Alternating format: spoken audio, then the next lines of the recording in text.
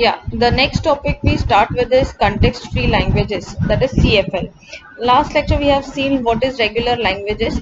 Now CFL is a language which is higher than regular language. This language is generating a grammar that is normally termed as context free grammar. Now context free in the sense that I'll explain you with the definitions. First we'll only go for the introduction. So CFL is a language which is higher than this, and it is generating a language which is called a CFG, that is context free grammar. This grammar which is generated, or the language which is generated by this, is also accepted by push down automata. Now push down automata is a powerful machine as compared to FA. So whatever the disadvantages of the FAs were present, that the regular languages was accepted, not accepted, whether it was possible to convert or not to convert, can be overcome, or say we can try to overcome that using this push down automata, which is accepting a language that is in the CFL form, or say accepting a grammar that is CFG. Now when we talk about context free grammar, what does it contain, or what does that grammar define as? So a CFG has a four tuple, is a grammar of four tuples rather. We say B, sigma, SP. You can also put T over here, that is making no difference. Okay, sorry for the disturbance.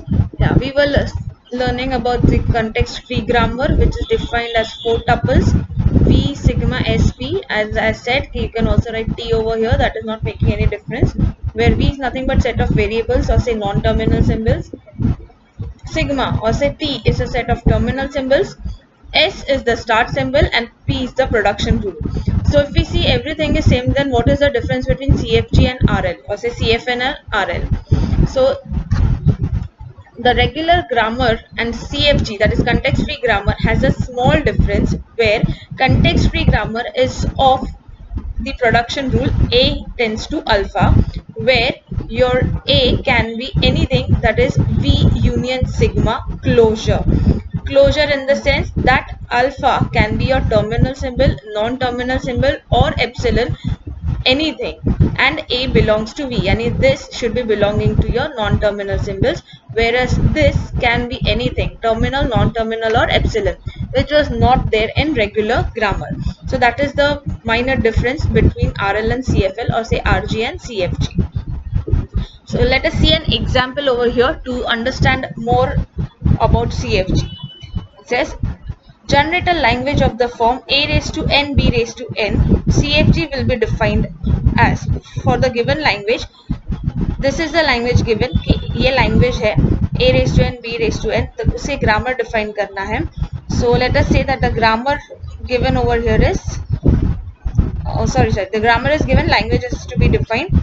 It is, this is V, SA, this is sigma or T, and this is the product. S is the start symbol and this is the production rule. Okay, so we have seen that A raised to n, B raised to n, जब हमने regular languages किया था pumping lemma use करके, we saw that it was not possible because finite automata में ये kind of languages accept करना, it is impossible, because it cannot store, it cannot count. So this language says that the number of B's should be equal to the number of A's. यानी जितना number of A's होगा, it should be followed by equal number of B's. For that, you need to keep a count of number of A, which was not possible with finite automata. So let us see if it is possible with push down automata, because this kind of grammar CFG is accepted by push down automata as well. So let us start with the start symbol, that S gives AAB.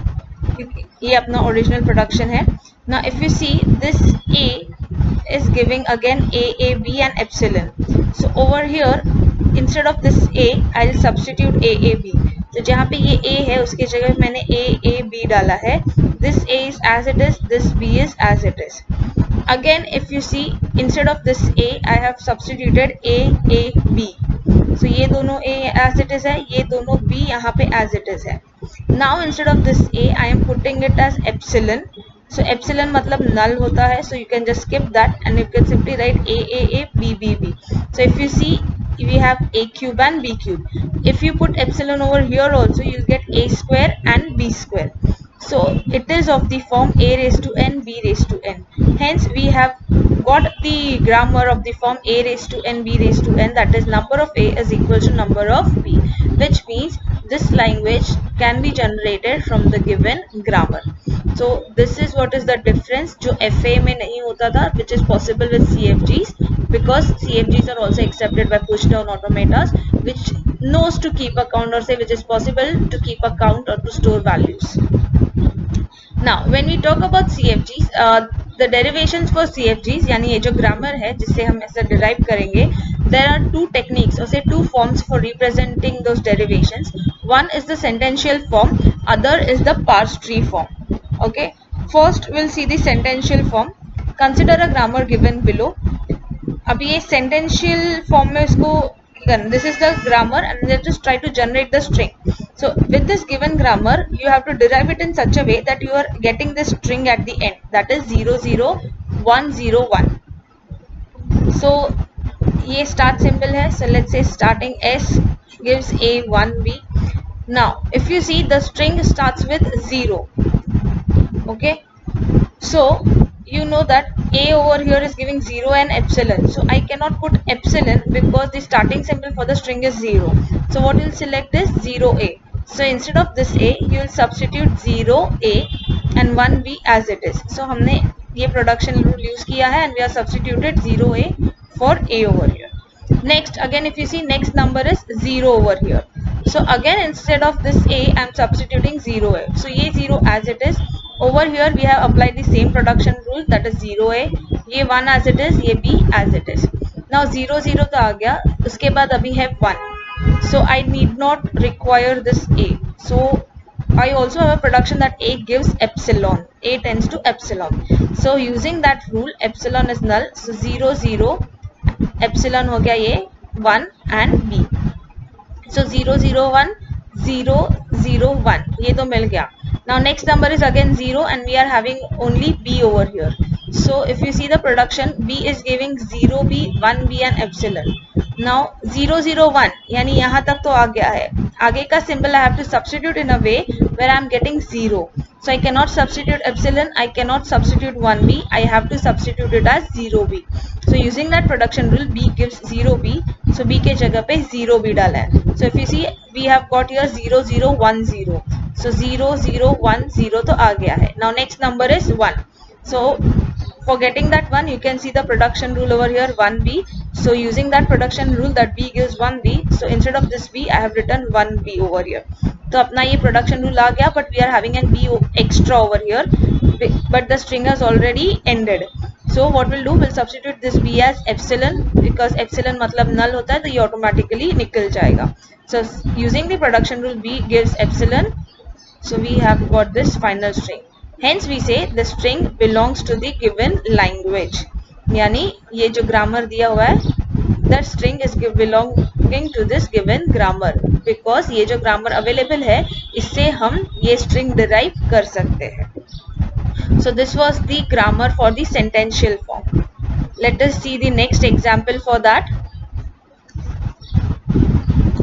It says verify S gives 0b 1a, a gives this, b gives this, generate string 00110101. यानी ये grammar दिया हुआ है and you have to check if you can derive this string or not.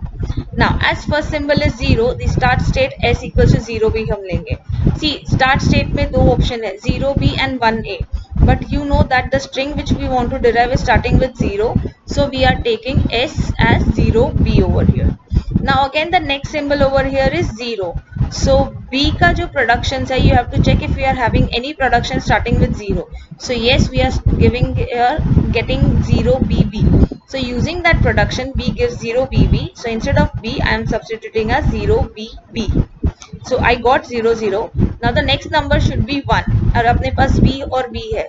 So if you see b is also giving production 1. So using that production, instead of this b I am writing 1 and this b I am copying as it is. Now ये 1 तो आ गया, अभी next 1 और बाकी है. So next one के लिए also I can write 1 over here, but we will not use it because if I substitute this b as directly 1, the string will end. But we know that we have to go a long way क्योंकि string अभी और आगे है, it is not ended in the original question. So instead of 1, I'll substitute this 1s so that I have आगे का derivations possible. So using that production B gives 1s, so instead of B 1s, so 0 0 1 1 आया, so 0 0 1 1. Now again it is 0.